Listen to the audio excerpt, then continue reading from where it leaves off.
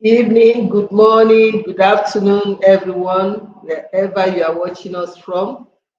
I'm your regular host of Connect with Comfort show. My name remains Comfort Eyitayo.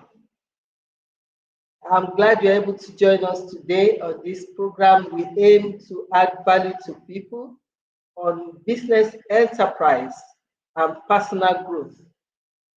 Each show is organized to feature special guests who are subject matter experts that helps us to shed more insights on the topic of the day. Thank you very much for being part of the show today. Our topic for today's program is a topic that is deeply personal yet widely resonant: the invisible pressure of being the first. I take that again: the invisible pressure of being the first. Many of us know the pride that comes with breaking barriers, being the first in our family to graduate from university, the first woman to lead a department, the first from our community to sit at certain tables. I can go on and on. These moments are milestones which are celebrated with joy and shared as proof that progress is possible. But behind those thoughts lies a weight that's often unspoken: the pressure to represent, to excel without falter,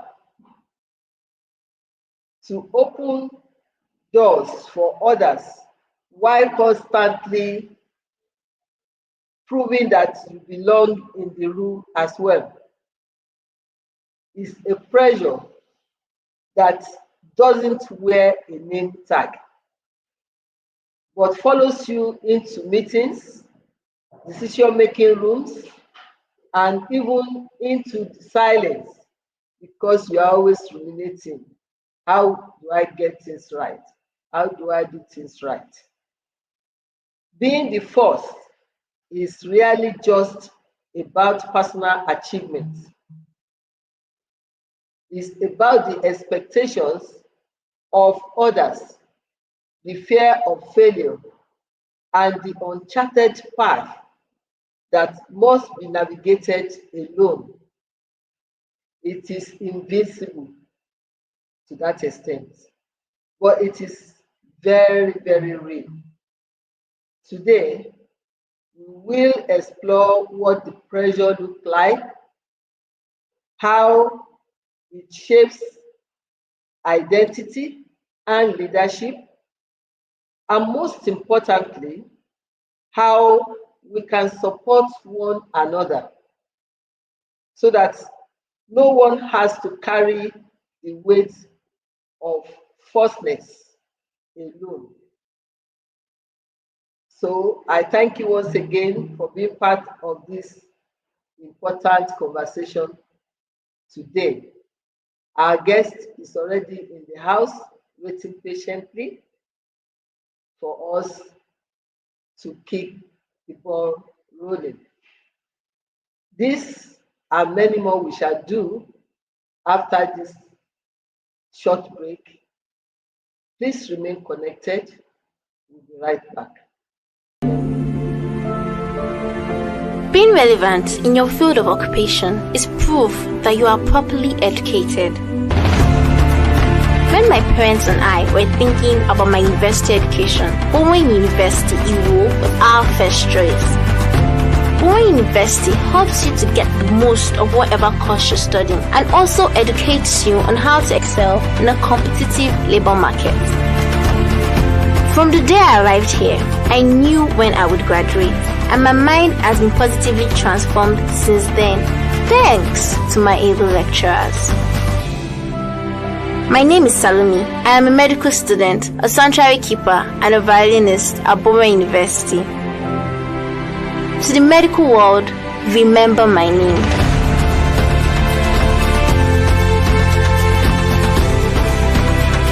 Bowen University for excellence and godliness.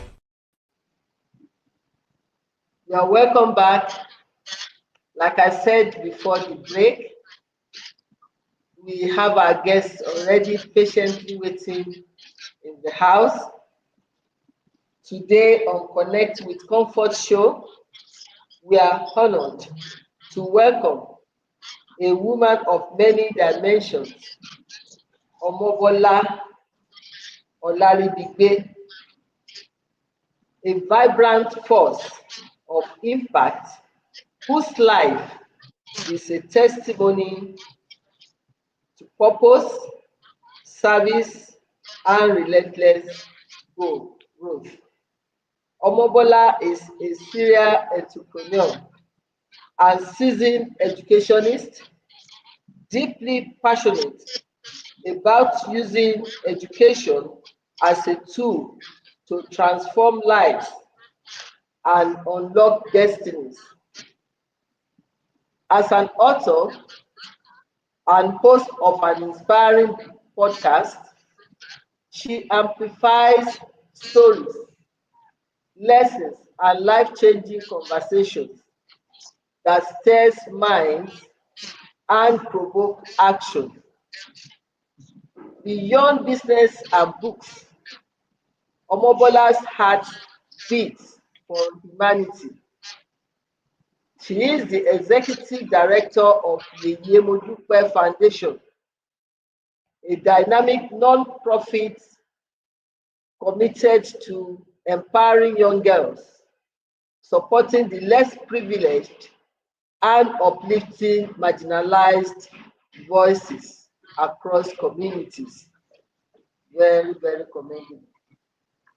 Through her foundation and her role as project director of the PADI project, she is spearheading initiatives that mentor, equip, and elevate the next generation, one child, one youth, one woman at a time.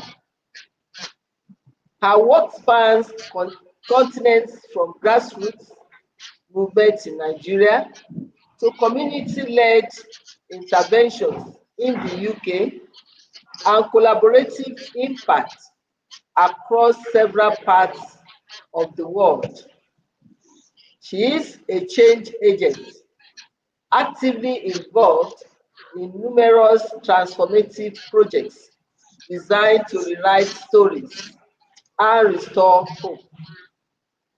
Omobola Olaribigbe doesn't just talk about change, she builds it, funds it, mentors it, and lives it. She represents the power of purpose-driven leadership and is a glowing example of what it means to live fully and serve greatly.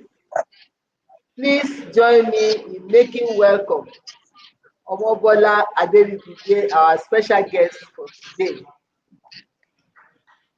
Omobola, you are most welcome. Thank you, Ma. Appreciate you. We thank you for sparing your Sunday evening and being willing to share your vast experience with us on this very important topic. You are most welcome to Connect with Comfort show. Thank you, Ma. Good evening, Ma. Thank you so much for having me, Ma. Thank I look you. forward to Okay, go ahead. this session with you, Ma. I said I look forward to having this session with you, Ma. Thank you very much. And so do Yes. our online audience. So without much ado, we go straight with the first question. What does it feel like to be the first in a space where no one before you has gone? Okay, so I'll look at it from two dimensions, and I'll use a personal story as well. It'll be very short. I hope you can hear me clearly, ma. Sure, very clear. Yes. Okay, so some 21 years ago, April to be exact, I just coming from the UK, and I wanted to get my transcript from Unilag because I wanted to start my master's then. And I arrived in Lagos, I think first week in April or so. And my mom passed away 21st of April of the same month. And there I had the very, very, very first responsibility of my life of taking charge of something that would take my responsibilities. Like, so me, I had to stop my dreams now. And being the first child, I had to step in into uncharted waters that I didn't even plan for. Meaning that my mother was running a school. At that point, the school was about 25 years old at that point. And I needed to step in as the first child. And coming into the school, so what I said, two dimensions. This is family first, being the first child, the pressure that comes with it. There's nobody else that's going to do it but you. Then the other part is that I entered into a place that I never thought of it in my life, that I was even going to run a school. The next thing that happens is that the school then was for the elite in the society. It had become a school whereby the environment had changed. And this is where my second first it came in. How do I turn this school that's in a low community area and turn it into a school that would be able to thrive amongst other international schools and return the lost glory of the school, because the school was in a state of comatose at that point. That was where my second first came in. So with these two experiences, it was a very scary part for me. Very, very extremely scary part. It was a lonely part. It was a lonely path. So what comes with the feeling that comes in that space is that there's a space of loneliness. The fear is there.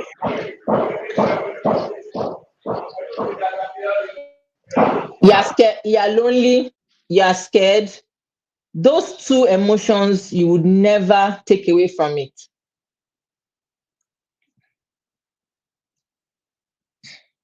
That was how it was for me, man.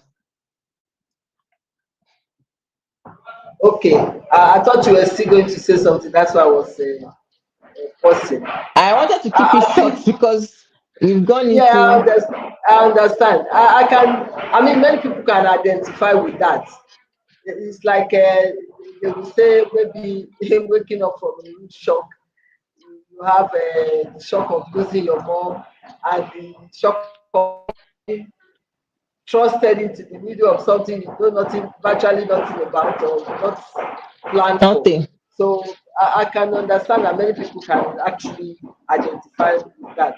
So how do expectations from others, whether spoken or unspoken, shape behavior and decision at the first? So it's two things that can happen to you at that point. It drives you and it also weighs you down, because when you're talking about expectations, it means that for some people have some level of trust in you. That's the reason why they've given this to you. Or you yourself, you've chosen to embark on something that you know that nobody has ever done before. So with that comes the drive. But at the same time, the unspoken one is that the pressure begins to weigh on you. It weighs so deeply on you. The lonely nights, the times where you are like, is this really what I really want to do? Can I go ahead with this thing? So for me, the two things there is the weight that it brings, and then the drive that it can bring with it for you to be able to do more, because people have entrusted so much with you.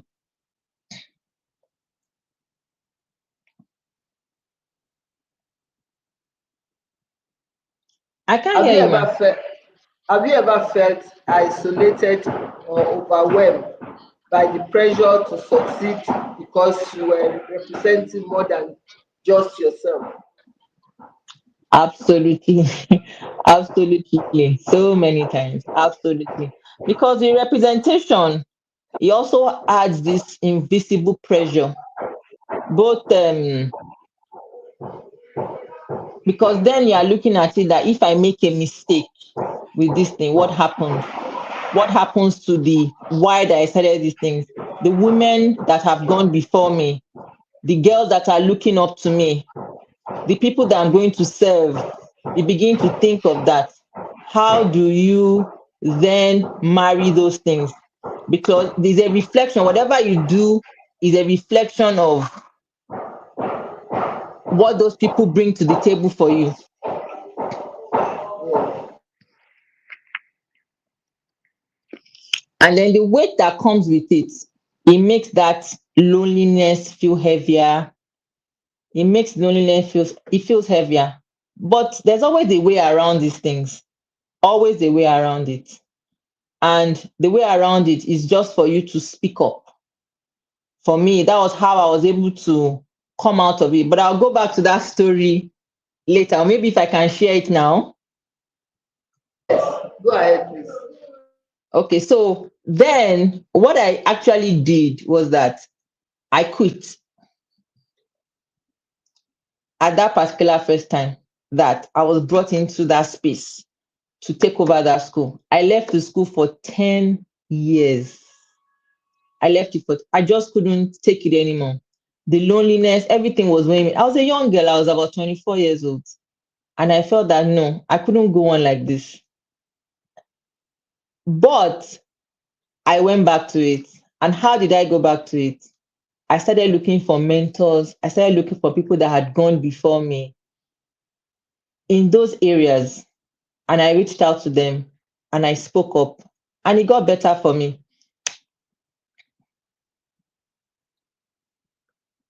Hello, Ma.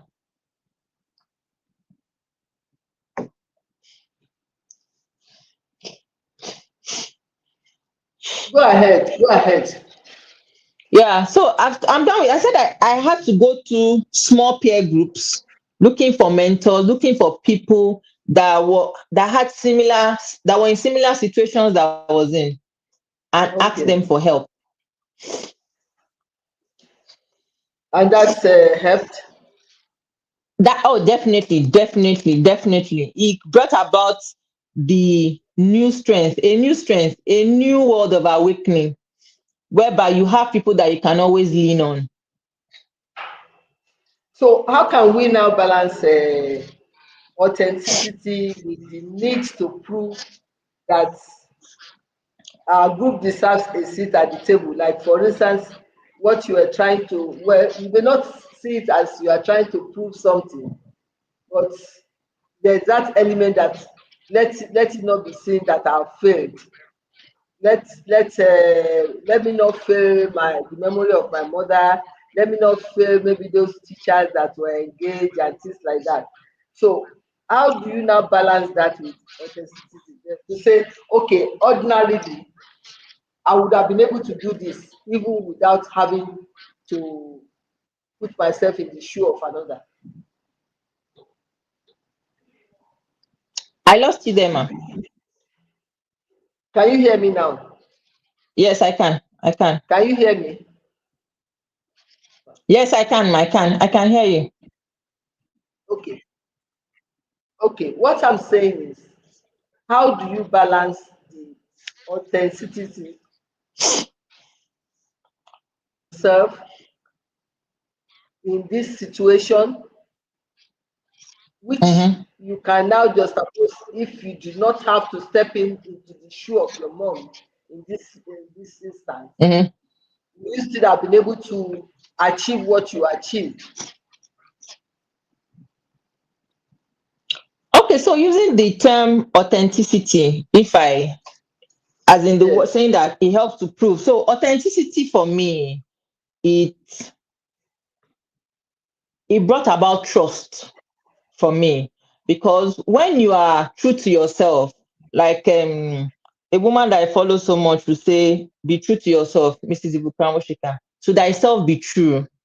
She always says that to thyself. And that comes with authenticity. So initially, in my second coming, that's what I call it, the second republic, just so that I could, maybe feel among, I started going for trying to be like other people. Like I said, I was looking for mentors and all of that, trying to be like them. But the moment I found myself and found my voice, I chose to be true to myself. And that in itself brought about connection for me. People could relate better because I was sharing, real life stories and not coming up with just some buzzwords or creating some things in la la land.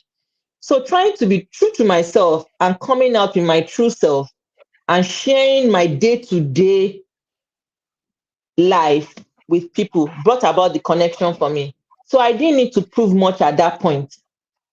Showing up as my authentic self was the best thing I did to myself. Fantastic, because that's usually a challenge when it seems like you are working in somebody's shadow. You understand what I'm Yes, saying, and not your real self. So it's good to know that you're able to find yourself, find your voice, and that sense of identity for your own person is very, very crucial, because going yes, forward with what you are doing, people can then count it for you that yes, this is what she's doing as a person, not fulfilling a role. That's yes. what that question was trying to clarify. So, what systemic barriers contribute to someone being the first instead of there being many? Systemic barriers. I'll say access is one. Access to Access what? and exposure. Access.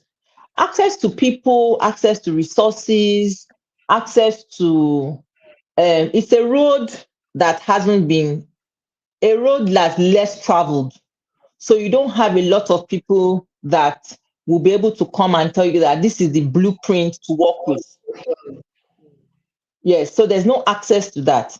And of course, exposure also are huge barriers because people are not coming out to even talk. The visibility is not there. And trust me, you are not the only person that's going through that road, but but people are not taking That's center okay. stage and owning the story and Yes, amplifying it. So I would say access and exposure. that's true. That's very, very true. And is there enough support typically provided for those who are breaking new ground, or Mm. are they left to navigate the journey alone? Yes. But that's what I would say. Because the thing is, the vision that you saw or the responsibility that was given to you, because you either, like when you're talking about first in the family, you didn't choose to be the first. You didn't choose it to be. That was brought upon you. But when you're talking about business or a venture you want to go into, you are the one that has chosen it upon yourself, that this is what you Yes. want to do. And you are the only one that God gave that vision to. So even when you are saying it to everybody, how beautiful and all of that, nobody wants to know. It's you that has seen your vision.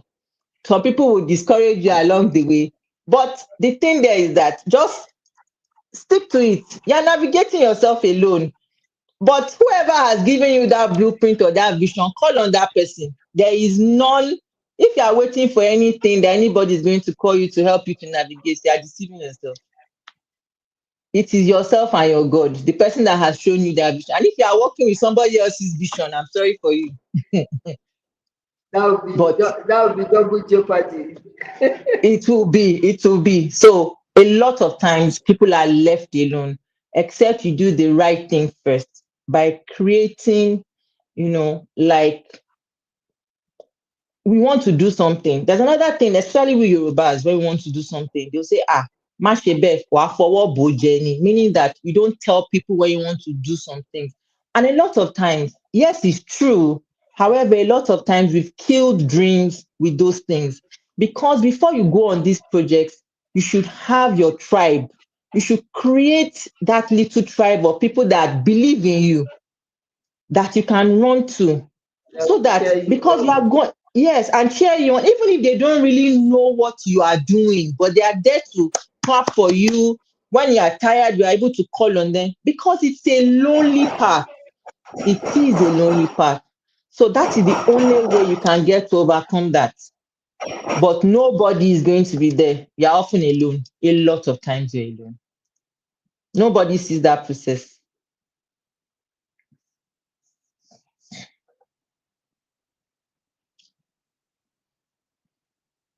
I can't hear you, ma.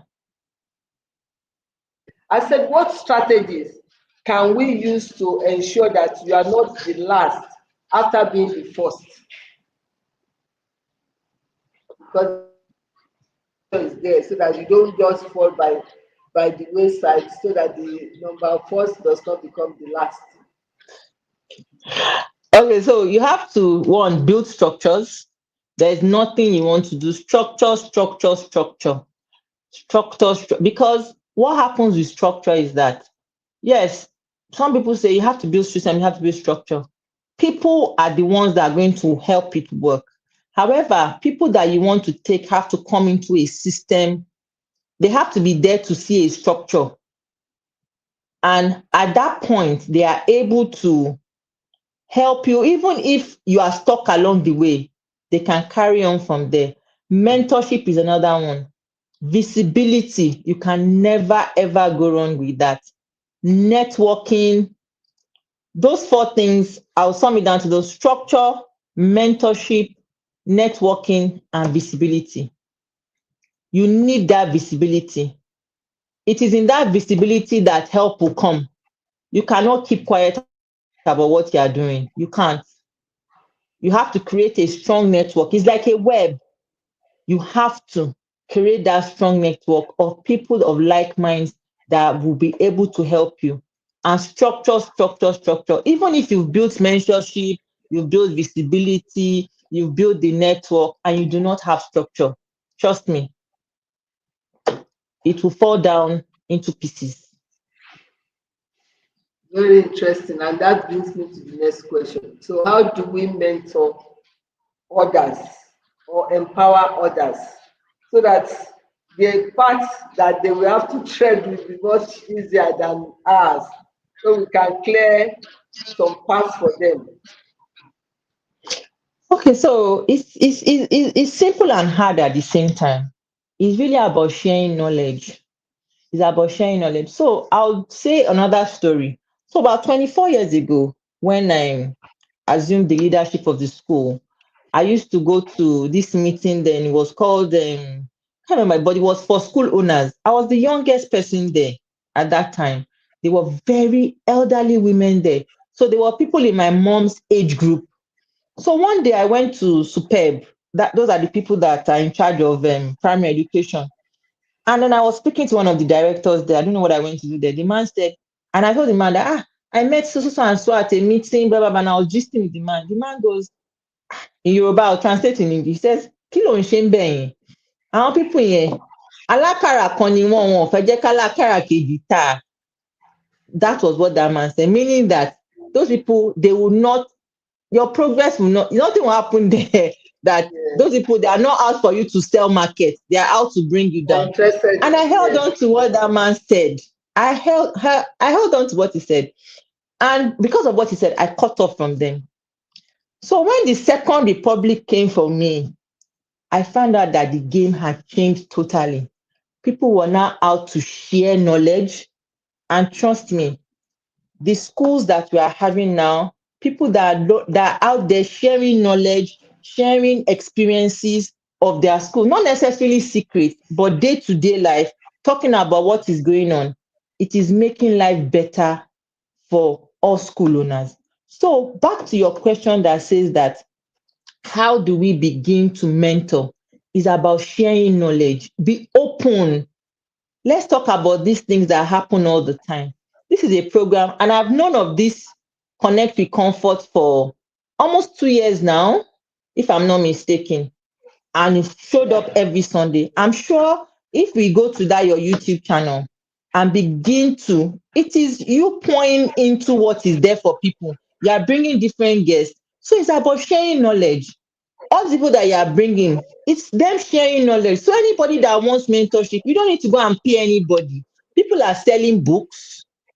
People are doing podcasts. The internet is a wide place right now.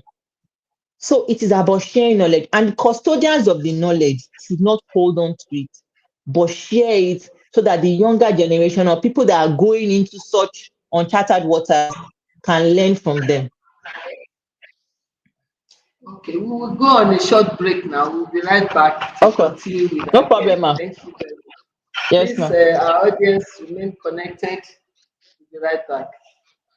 Yes.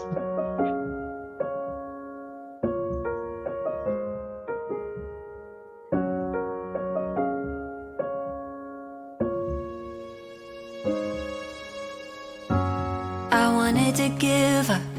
I'm done with all the things I'm going through. I'm trying to keep my head up. I try to win, but every time I lose. Should be getting better. I try, but I don't know what to do. Hope this ain't forever.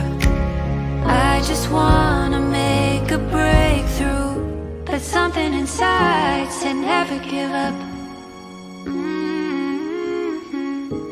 All of these setbacks are major setups.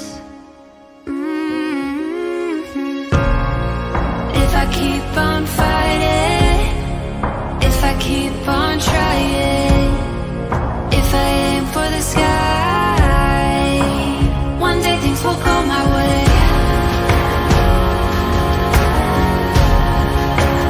One day things will go my way.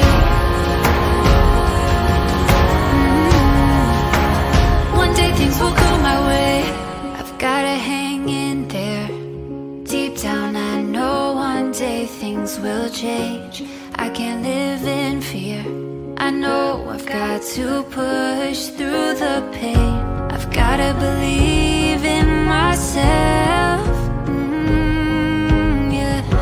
If it's not me, then no one else will. But something inside said never give up.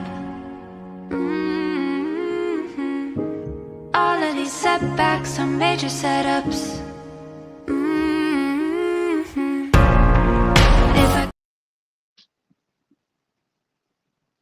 You're welcome back. Can you hear me? Yes, ma'am, I can. Okay, good. Welcome back. So, Thank you, ma'am.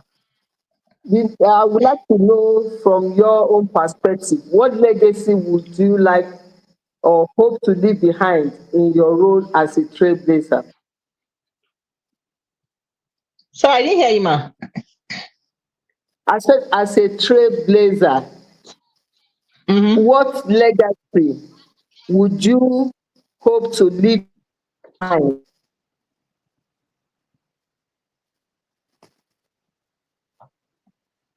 As a trailblazer, what legacy? Would you like to leave behind? Okay. What legacy will I leave? Oh, yes. That I opened the doors for others. Okay. That the children that have been opportune to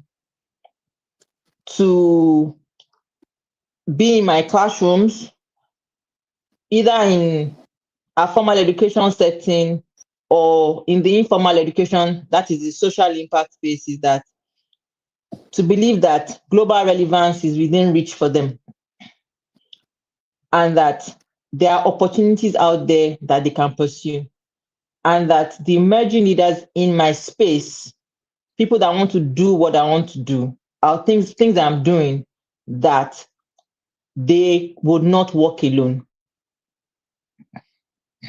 That that there are that's people that have gone fantastic. before them and they are not That alone. that's fantastic.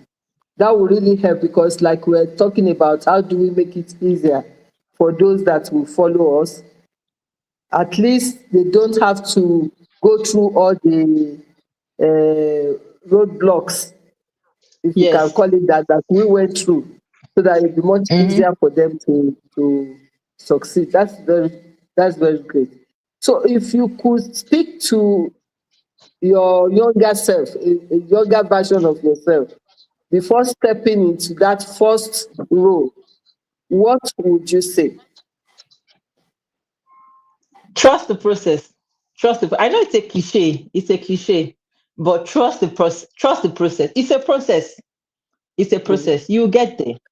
That I won't have all the answers because it's like it's a burden. If you look at it from Yorubas will say ajagani, meaning it's a burden, and I won't have all the answers. I won't have all the answers, but I will have the strength to figure them out with God on my side and with the right people around me. And I would not be afraid to ask for help. Asking for help has brought people to destruction, not being able to ask for help from the right people. Okay. So those three things, so So trust the process collaboration for you is is not a important. weakness but strength. It is, it is, it is, it is, it is. That's that's interesting. So, what advice would you give to someone about to become the first in their field or context? Okay, so if it's in business, you build your tribe early. Build your tribe early.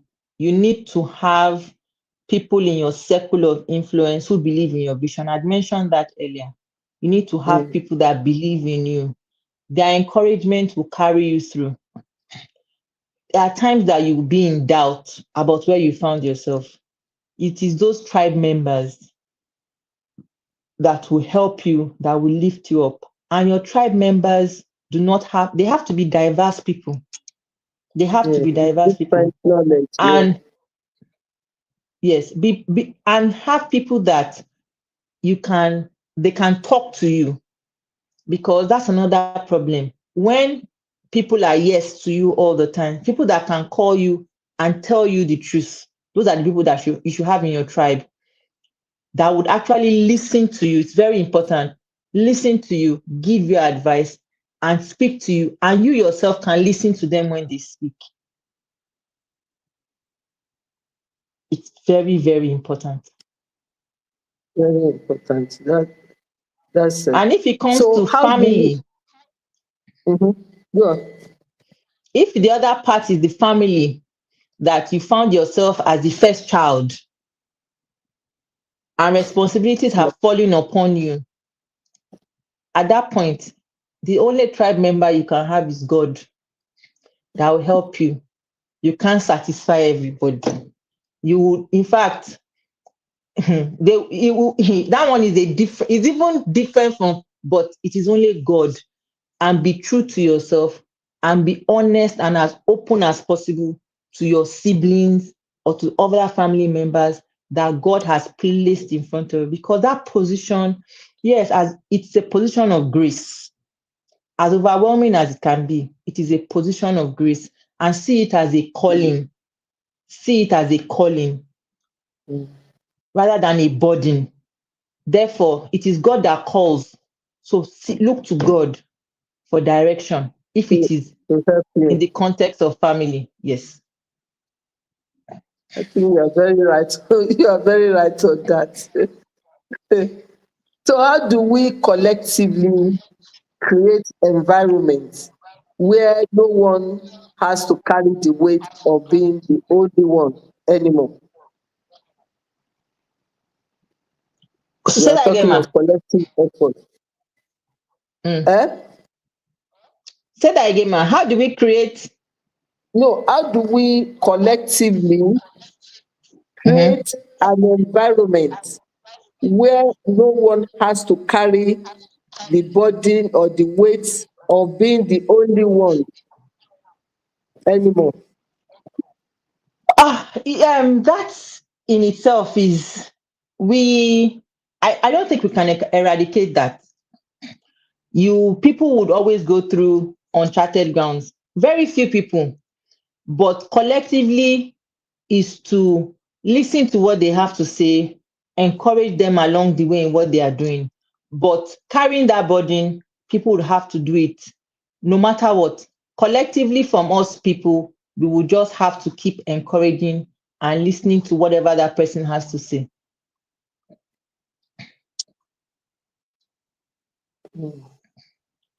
So, if you were to have a parting shot on this Hmm. very unique topic, what would that parting shot be? That again, trust the process, that being a first is not a mistake. That I will say. It's not a mistake. And like I said, it's a calling. Whether you brought it upon yourself, someone has given you that vision, even if you read it somewhere, but it's a calling. So it's not a mistake. And it comes with a lot of weight. It comes with a lot of weight. But be sure that that weight can be shared. It can be shared. Do not carry it alone by yourself. And it comes with a lot of grace. You are building a path that has not existed before. Definitely, it will come with so much problems and challenges and all of that. But it's something to be proud of. It's something to be proud of. It's something that you would see that you are creating paths for other people, especially when it comes to something that you are doing to change the world, to make it a better place. You would always find your tribe. And for me, you will see that it will be a blessing at the end of the day. Thank you very much. You've actually shared I knew this great family thing will insight. come up. Well, in everything we do, it's a strong part How free of, the second. of the equation. There's no running from it, and then it is what it Yes. is really. So from the story you shared, that is a strong family thing. Before we even talk of the business angle, so there's no how it will not it will not come true. So thank you very much for sharing great insight on this topic today. I think we have a contribution from one of our online. What about a situation where the first is not doing that of a first and face? I can't really get that very well. Face to do, How free or maybe the first or second. second child. Mm-hmm. How? Okay, you are able to see it there. Please, can you just read it out? Yes, I can I'm see. He reading said, what it. about a situation where the first is not doing that of the first and it falls on the second child? I have a friend Mm, that is currently happening to. The first child is not serious minded. Is this they are both men. Is the second child that even the whole family sees as the first child. He's the mm, responsible one, he's the sensible one. The first one is not. And the second one, but what the second one has done, so they lost their father recently, and their father is a very big man in society.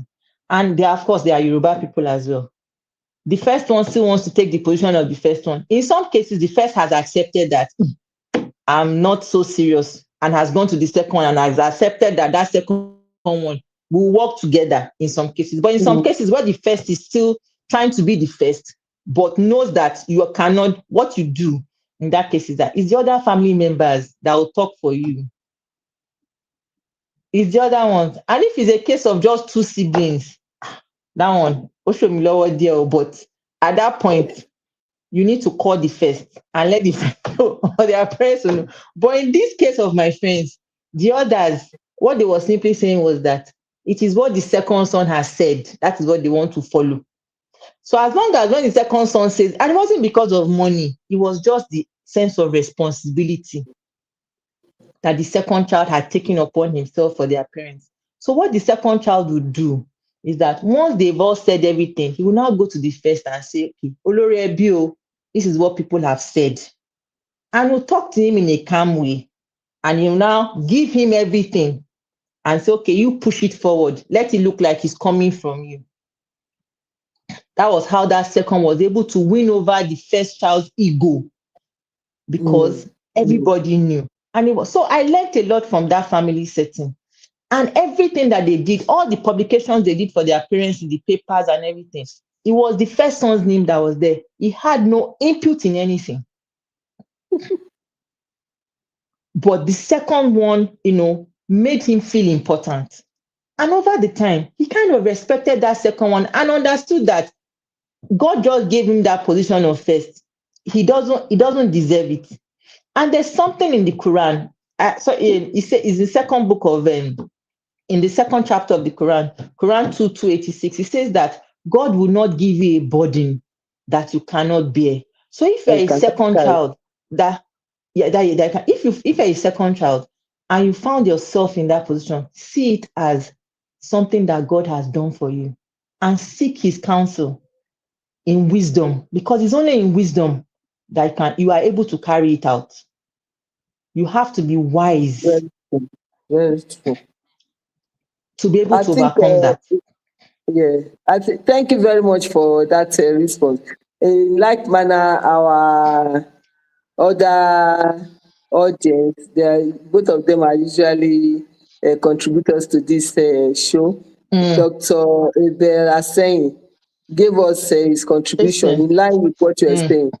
He's saying that you mm, need to build a support base of those who are willing to to learn learn, and follow you, follow your path, to follow your just path, guide them, just guide them as. them as a pioneer. So, but it's more or less the same thing that, yes, it's just more or less what you just recommended in this situation of first and second child. There's another contribution from Mr. Jaisi. There's often, maybe you help me read it. He said there's My often an screen. implicit rule that you have to be strong for everyone. Trust me, Mm-hmm, that's the family dynamics we found ourselves. That you have to be strong for everyone. You are the one that yes. gets the brunt of most of the time. It's probably in your time that your parents were rich, or it was in your time that they didn't have money. Mm-hmm, You saw all the suffering that they did. The bad times, it was during your growing up years. So it's just life. All these things we can't design, even our parents can't design them. You have to mm-hmm. go to God in counsel. So I'm going so spiritual, but where I am in life right now, I've seen that a lot of things are just designed and by God Himself. It is going back to Him for Him to direct you as to how to go about it. You can't do it by yourself. It's not possible. Honestly, that's really the answer. There's even some tricky situation that perhaps if you are well to do, if suddenly you are not able to say some things or be yourself, say your mind, for fear of Yes. being taken as Misheard. Yes. boastful. Is it because Misrepresented. you are rich? Mm. We don't have body, we have blood in our veins, and that kind of. Yes, yes, yes. Oh my God. So those are the things that's why I agree with you that we just need to seek wisdom from God Mm. to see us through, because that situation, there are some situations you cannot handle by your own wisdom alone. But that At all. example of that family, of having to involve family members, if you are lucky to still have some that are genuine, because some Mm. family members may even be the one that would pour They petrol into play the double fire for you. agents. Mm. God, it is well. We thank God. We thank God for your insights, and you really made the wrap-up session very easy, because you've identified most points that matters. We've talked of the weight of representation as being the first, the burden sometimes, and you have enlightened us that we don't necessarily have to see it as a burden, we should see it as a calling, which is also very helpful. because that makes it easier for you to handle. If you see it as a calling, it's not something you can avoid or just wish away. Then the issue of perfectionism and fear of failure, we have to internalize demands that being the first or being barrier breakers will bestow on us, and then we have to close our mind door to the fear of failure, because that also can be crippling. If you Yes. dwell too much on it, it can be crippling instead of you being able to move ahead. And like you rightly said, it's lonely at the top, just like the song of one of the popular Ashake. popular artists.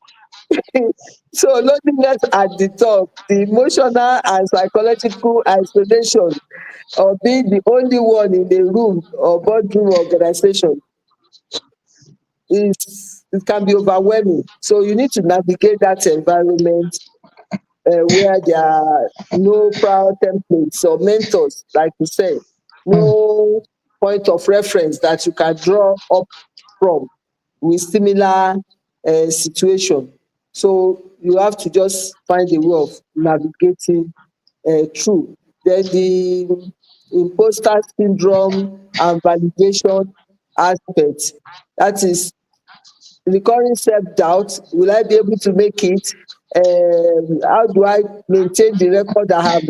If you have been a barrier breaker, how do I maintain that record? How do I keep the position of first and let the first not be the last, and things like that?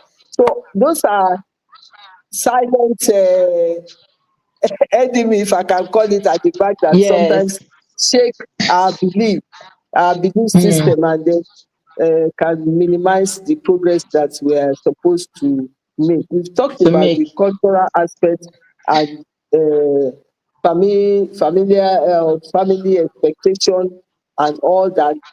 You shed a great insight on that. So once again, I will refer to the story you shared with us. That story really has a lot of wisdom in it. Navigating bias and stereotypes is another thing, because, like you said, those other people that you were trying to relate with that had their own bias, and perhaps will not even be able to believe that, what does this young girl think she's doing? Yeah. How does she think she can compete with us, and things like that? So one has to know how to face hiding prejudice or undermining disguise, that's undermining disguise as curiosity or concern. Sometimes they come like they are concerned, but they just want to uh, get story to mock you or To laugh at tell. you. Mm-hmm. So that is that. We have to be very discerning regarding that. Breaking barriers versus building bridges is very important, and the difference between just getting in and creating sustainable um,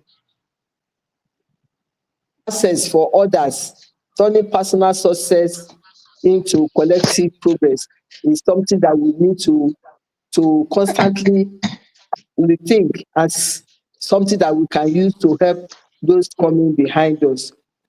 It requires our resilience, the defining success, the inner strength and mental tools to help us handle pressure as they come. So all those will help us. And like you said, the call on support system, the need for mentorship, sponsorship, and safe spaces is very important in this kind of space. Kind of We need situation. to have encouraging institutions to move beyond tokenism towards inclusion and structural change. So as we come to the end of this vital conversation, that is the invisible pressure of being the first, I hope we leave here not only more aware, but also more compassionate, being the first. whether in a family, an organization, a community, or a profession, often comes with unseen burden, the weight of expectations, the fear of failure, the isolation of trailblazers, or being alone. These pressures, though rarely spoken of, are deeply felt.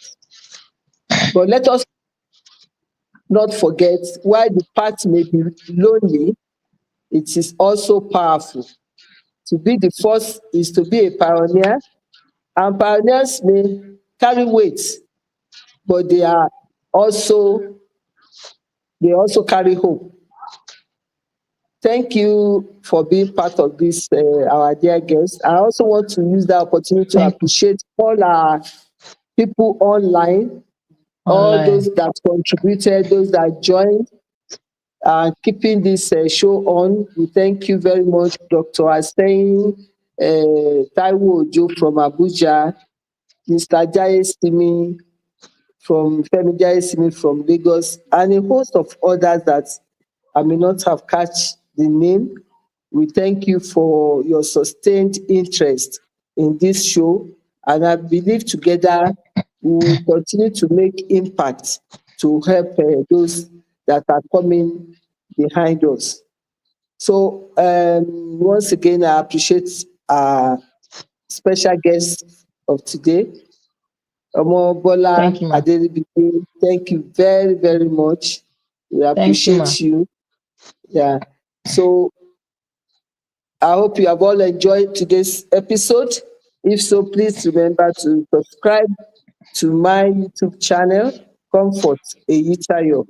Once you have subscribed, please turn on the notification button and share our videos, like and share our videos. Stay updated with information about upcoming events, solutions, and offers on my Instagram account at Comfort Eyitayo, as well as my Facebook account at Comfort Eyitayo.